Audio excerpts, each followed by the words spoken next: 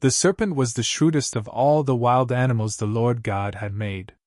One day he asked the woman, "Did God really say you must not eat the fruit from any of the trees in the garden?" "Of course we may eat fruit from the trees in the garden," the woman replied. "It's only the fruit from the tree in the middle of the garden that we are not allowed to eat. God said you must not eat it or even touch it. If you do, you will die." "You won't die," the serpent replied to the woman. "God knows that your eyes will be opened as soon as you eat it, and you will be like God, knowing both good and evil." The woman was convinced. She saw that the tree was beautiful and its fruit looked delicious, and she wanted the wisdom it would give her. So she took some of the fruit and ate it.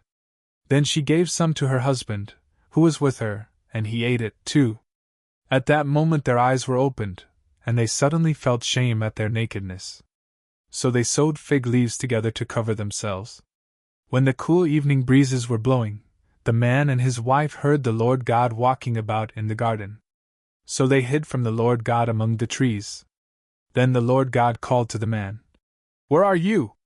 He replied, "I heard you walking in the garden, so I hid. I was afraid because I was naked." "Who told you that you were naked?" the Lord God asked.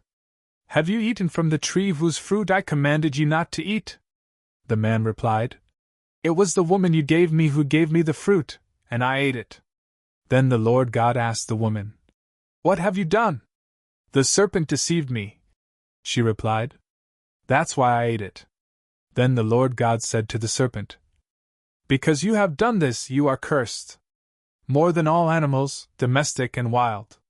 You will crawl on your belly, groveling in the dust as long as you live. And I will cause hostility between you and the woman, and between your offspring and her offspring. He will strike your head, and you will strike his heel." Then he said to the woman, "I will sharpen the pain of your pregnancy, and in pain you will give birth, and you will desire to control your husband, but he will rule over you." And to the man he said, "Since you listened to your wife and ate from the tree whose fruit I commanded you not to eat, the ground is cursed because of you. All your life you will struggle to scratch a living from it. It will grow thorns and thistles for you, though you will eat of its grains. By the sweat of your brow will you have food to eat, until you return to the ground, from which you were made. For you were made from dust, and to dust you will return." Paradise Lost, God's Judgment. Then the man, Adam, named his wife Eve, because she would be the mother of all who live. And the Lord God made clothing from animal skins for Adam and his wife. Then the Lord God said, "Look, the human beings have become like us, knowing both good and evil. What if they reach out, take fruit from the tree of life, and eat it? Then they will live forever." So the Lord God banished them from the Garden of Eden, and he sent Adam out to cultivate the ground from which he had been made. After sending them out, the Lord God stationed mighty cherubim to the east of the Garden of Eden.